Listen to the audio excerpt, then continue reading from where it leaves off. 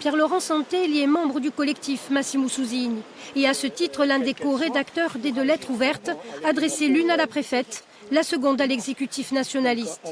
Des courriers en forme d'injonction et des mots qui accusent. Le collectif reproche ainsi à Josiane Chevalier, la préfète, l'absence de mobilisation de ses services face à la situation et son refus d'identifier le phénomène, et de l'interroger combien lui faudra-t-il de Massimo Susini assassinés pour agir.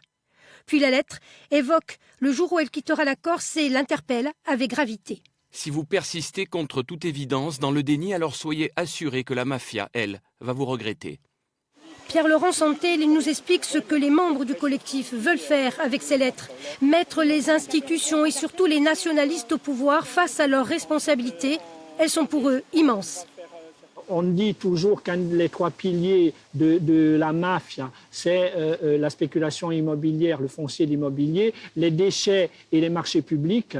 Il nous semble que ces 3 domaines où la CDC et son exécutif ont les moyens d'agir et en n'agissant pas, ils se font effectivement les complices de cette situation et de toutes ces dérives. Des attaques contre l'exécutif nationaliste sévères mais assumées.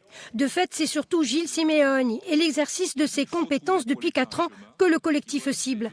Dans le courrier, ses membres rappellent le serment au juramento prononcé par les élus nationalistes et aussi le discours d'Edmond Simeoni qui, en 2004, dénonçait déjà l'emprise mafieuse sur l'immobilier. À leur tour, ils écrivent « Laisser certains maires produire des documents d'urbanisme qui livrent des centaines d'hectares à la spéculation, c'est plutôt renforcer les forces obscures et leur action de prédation. » Et encore « Ne pas agir est criminel dans la mesure où vous laissez notre peuple et les associations démunies face aux mafieux. » Le collectif Massimo Susini affirme vouloir provoquer un électrochoc.